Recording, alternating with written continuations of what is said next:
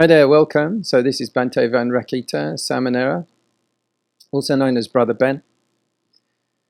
Okay, so today I'm going to be reading from the Buddhist technique and practice of counseling as depicted in the Pali Canon. It's a great book. It's by Jenny Quek, and she created this prior to opening up the Shan Yu Counseling Center in Singapore. It's an excellent book, and it's one of a kind. I haven't seen another book quite like this, where she's thoroughly looked at both fields, looked at the Pali Canon in more than enough detail for this subject, and then also the field of counseling and psychotherapy.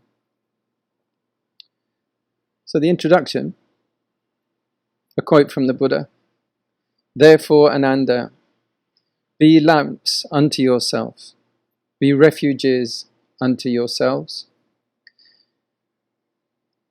Take yourselves to no external refuges. Tasmatiha ananda, atadipa viharata, atasarana ananya sarana." That's from the Digha Nikaya 1, page 100.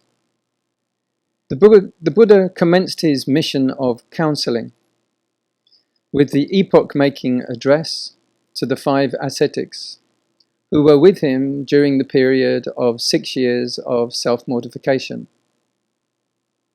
They were shown an alternative path to straighten their maladjusted mindset and achieve in this very life the ultimate goal that they had been struggling for so long to realize at the expense of strenuous physical exertion. The option given in his address is constituted of ethical, psychological, and rational or intellectual components, and the Buddha himself named it as the middle path. It can be rightly considered as the blueprint for decent and stress-free living according to the Buddha's teachings.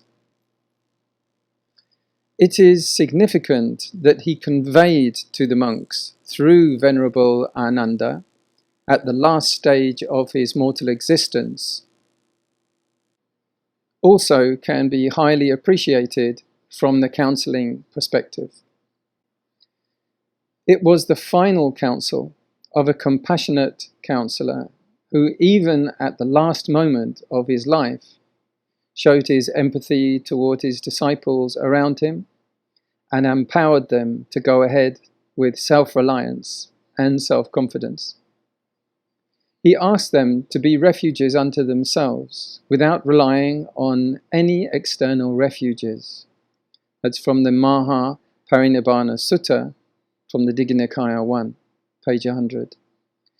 The word deeper, a note here, the word deeper in the quotation has been translated by some as island. Both renderings, as it seems, preserves the sentiment expressed by the Buddha. But here we're following the translation of Professor Rhys Davids. This symbolizes his lifelong task of counseling to make his clients aware of their inborn potentialities to be independent in decision-making, in facing the problematic and challenging situations in life. Throughout his career, he emphasized the fact that every individual has the capacity to find out what is plausible for one's welfare and encourage one to take responsibility for it. The same theme is expressed in the Attavagga of the Dhammapada from different angles. Perspectives of Buddhist counseling. The Buddha was conscientious of his mission from the beginning to the end. During his time, he counseled people from all walks of life. The scriptures bear evidence to the fact that he has pursued different techniques in dealing with the people of diverse temperaments. He was not a mere passive listener to the client. His communications were life-transforming and thought-provoking. Noticeably, most of his approaches to the problems faced by the clients had a psychological basis, followed by a clinical aspect marked with superb professional skill. Most of the discourses in the early Pali canonical texts are like psychotherapy and counseling case studies. Particularly the discourses in the Majjhima Nikaya, Samyutta Nikaya, Anguttara Nikaya, and Udana are replete with psychological data related to psychotherapy and counseling. Stories from the Jataka are also a storehouse of psychological material. For instance, the Korandiya Jataka illustrates the folly of counseling unwilling clients. In the Dutta Jataka, monks quoted instances and discussed among themselves about the Buddha's counseling skill. How the Buddha applied his communication skill to help a distracted monk is recorded in the Kanchana Kanda Jataka. Since it is beyond our scope, I have not dealt with the Jataka stories in this study. As accepted by modern-day counseling practice as a norm, the Buddha never imposed his views and did not try to persuade or coerce the clients to accept his view as the best solution.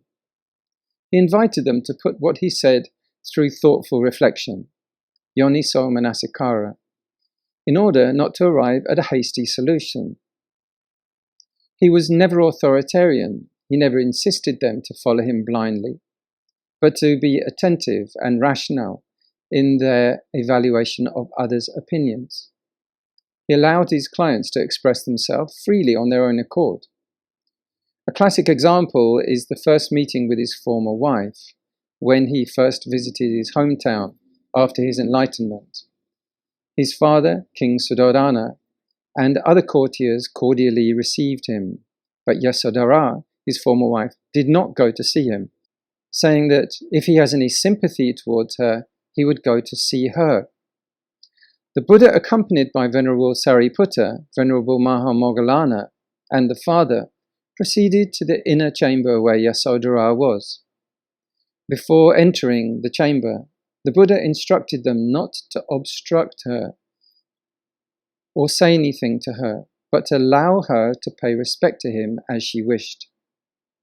When she saw the Buddha, she prostrated before him, got hold of his ankles, wept thoroughly, and kissed both feet to express her grief as well as affection. Though the sudden outburst of a natural impulse or the misunderstanding of an issue was not necessarily desirable, the Buddha had never been judgmental and was kind enough to correct them.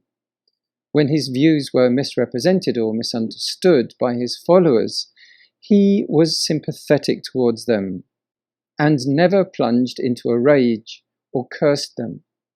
The only expression used by him in such instances to address them was deluded person, moha purisa.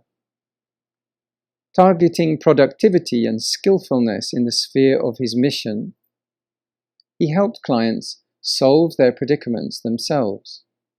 He strongly held the view that everyone has hidden potentialities that can surface with the correct method of interpreting and handling. His counseling perspective was broad and embraced a wide circle of clients. There was no distinction as regards gender or age or social status of a person. All were treated equally and compassionately.